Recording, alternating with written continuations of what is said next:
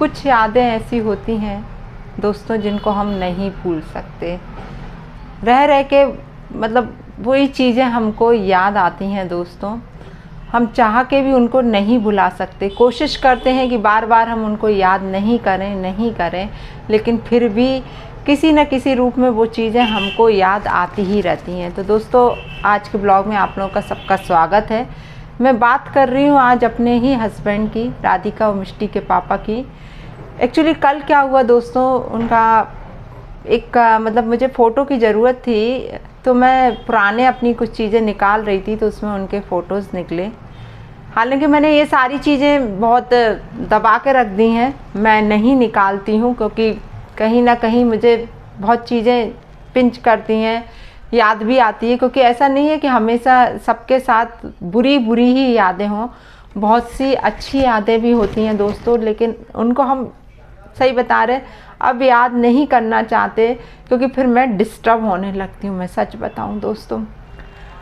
तो कल जब मैंने उनका फ़ोटो देखा, ये साइड में आप लोगों को दिख रहा होगा, जिसमें राधिका नीचे खड़ी हुई है, और जब राधिका 5 साल की थी, मेरी बड़ी बेटी अब तो 17 साल की हो गई, तो आज से 12 साल पुराना फ़ोटो है दोस्तों।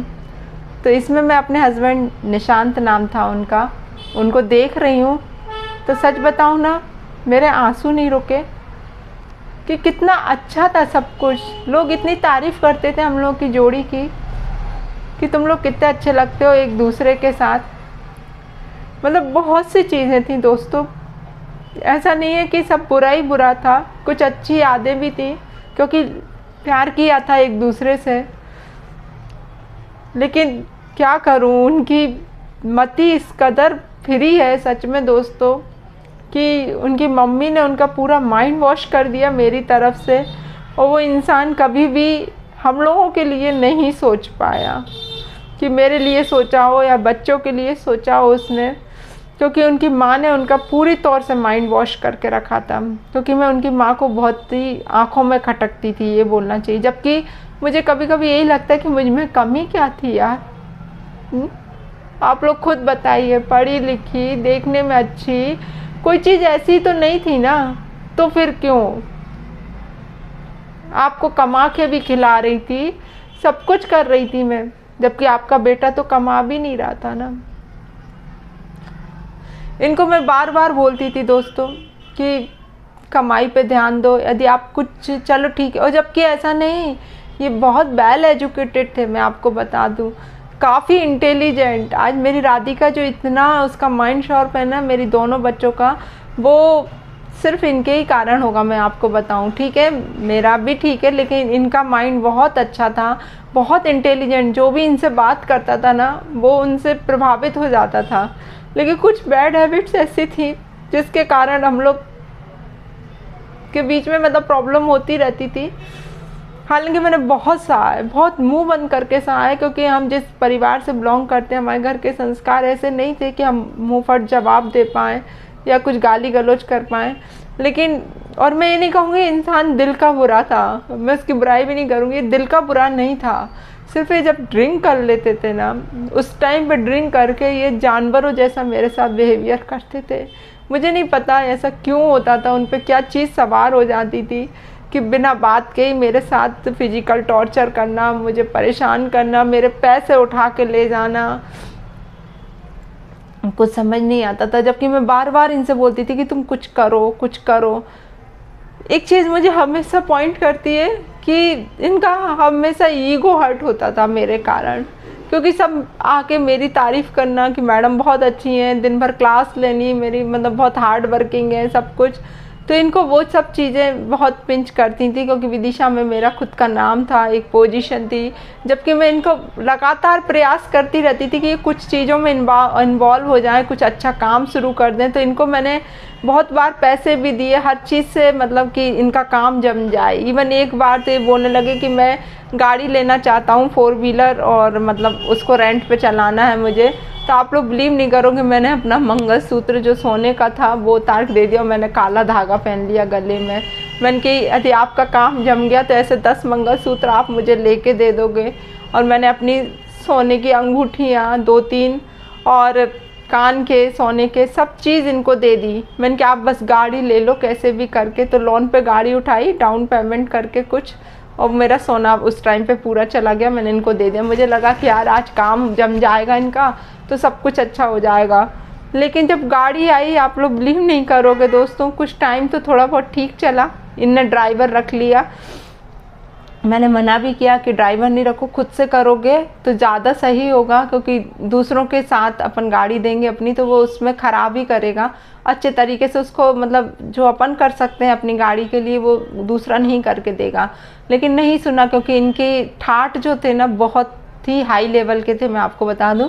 क्योंकि इनके पापा रहे डॉक्टर, मम्मी भी अच्छी खासी जॉब में रही हैं, तो एक ही बेटा रहा, तो शुरू से ही स्पून फीडिंग कराया है इनकी माँ ने।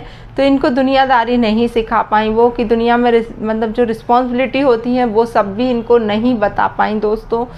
तो कहीं ना कहीं ये कभी भी अपने पैरों पे खड़े नहीं हो पाए, मैं आपको बता दूं। और अब क्या बोलूं, वो इंसान तो इस दुनिया से जा चुका है।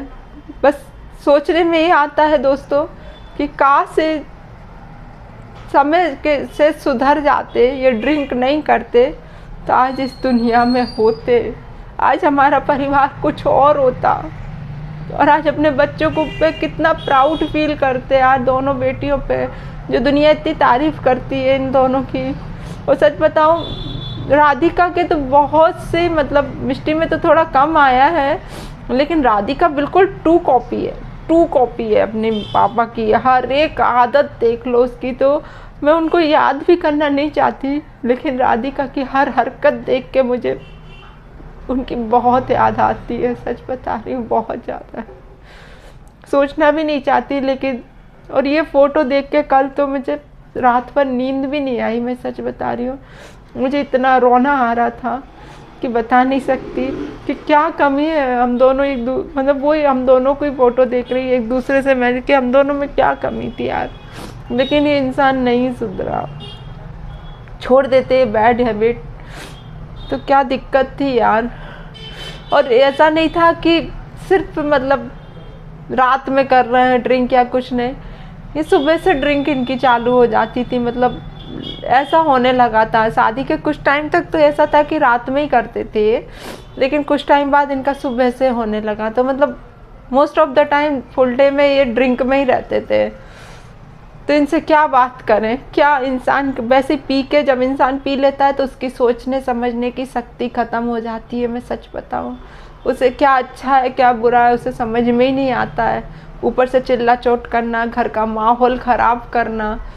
मैं दिन भर की थकी हारी, आप लोग बिलीव नहीं करोगे, मैं सुबह 4 बजे से उठती थी, क्योंकि मुझे 6:45 बजे स्कूल जाना होता था। 7 बजे हमारा रिपोर्टिंग टाइम होता था स्कूल का, और वो भी राधिका को तैयार करना, फिर मिष्टी हो गई थी तो मिष्टी को भी करना।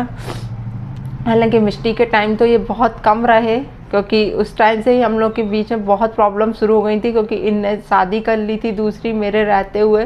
तो हालांकि मैंने इन्हें फिर माफ़ कर दिया था, क्योंकि इन्हें रियलाइज़ हो गया था, और वो लेडी भी चली गई थी, तो मैंने इनको माफ़ कर दिया था कि चलो ठीक है यार। क्योंकि मैं इनसे बड़ी थी, मैं आप लोग को बताऊं, मेरी उम्र इनसे 2 साल बड़ी थी, ये मुझसे 2 साल छोटे थे। तो सच बताऊं, ज़िंदगी भर वो इंसान मुझसे छोटा ही रहा, कभी वो बड़ा नहीं हो पाया, कभी रिस्पॉन्सिबिलिटी नहीं समझी उसने। मैं एक हस्बैंड की तरह थी, वो एक वाइफ की तरह। मतलब लड़ाई झगड़े में सब में वो मेरे से हस्बैंड जैसे ही ट्रीट करते थे, लेकिन रिस्पॉन्सिबिलिटी में वो कभी नहीं समझी उनने रिस्पॉन्सिबिलिटी। सच बता रही, मैं बहुत टाइम से इनको मतलब नहीं सोचती, कुछ भी नहीं सोचती इनके बारे में, मैं सच बताऊं। लेकिन कुछ चीज़ें आ जाती हैं ना, तो दिमाग, यार था तो हस्बैंड ही ना, 14 साल गुजारे उसके साथ। और शुरू में हम लोग का अफेयर भी रहा, तो 5-6 साल वो समझ लीजिए। लेकिन क्या करें, उस टाइम पे समझ में नहीं आया ना दोस्तों, क्योंकि ऐसी फ्रीडम होती नहीं थी जो आजकल की लड़कियों के लिए। सब समझ लेती हैं, सब कर लेती हैं, और फिर वो इंसान से वो शादी भी नहीं करती। ये होता आजकल की लड़कियों का।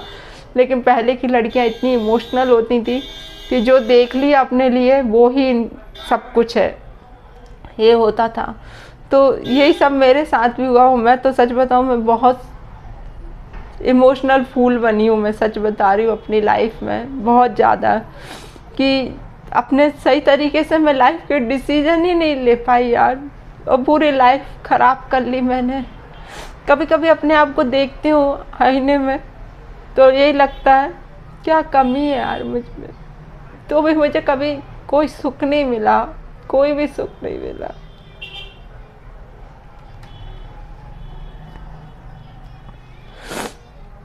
बहुत दुखी हो जाती हूँ सही बताऊँ, लेकिन ठीक है, भगवान का लाख लाख शुक्र है, बच्चियाँ बहुत अच्छी हैं मेरी, और आई होप फ्यूचर मेरा बहुत अच्छा हो। जवानी तो ऐसे ही निकल गई, बुढ़ापा अच्छे से निकल जाए दोस्तों, बस ये सोचती हूँ मैं। बच्चों को अच्छे से पढ़ लिख जाए, बस वही टेंशन रहती है कि भगवान, अभी राधिका 16 साल की हैं, डर लगता है बच्ची बड़ी हो जाती है, आप लोग समझ सकते हो, और फिर मैं सिंगल पेरेंट हूँ तो डर लगता है कि बच्ची भटक ना जाए कहीं। हालांकि इन सब चीज़ों में नहीं है, वो अपनी पढ़ाई पर ही ध्यान देती हैं, फोकस करती हैं, लेकिन दुनिया बहुत ख़राब है, कब किसको कौन भटका दे ये समझ नहीं आता ना। इसलिए मैं भगवान से पूरे टाइम प्रेयर करती रहती हूँ कि भगवान प्लीज़ मेरे बच्चों को सद्बुद्धि देना, कभी वो भटके ना अपनी लाइफ में, मेरी जैसी लाइफ उनकी ख़राब ना हो जो मैंने भुगता है। भगवान उन्हें कभी नहीं देना ऐसा कुछ भी, उनको इतना अपने आप में क्षमता होनी चाहिए कि वो अपने लिए सही देख सके, सही चुन सके, सही सब कुछ कर सके, क्या उनकी लाइन सही है, क्या उनके लिए सही है। जो चीज़ मुझे समझ में नहीं आई, भगवान उनको इतनी शक्ति देना कि वो ये चीज़ समझ सके। और मैं तो दुनिया की हर लड़की के लिए प्रेयर करूँगी कि भगवान कोई लड़की भटके ना यार अपनी ज़िंदगी में, क्योंकि एक बार जो भटकन चालू होती है ना, वो ज़िंदगी भर भटकते रहते हैं, कभी भी अपनी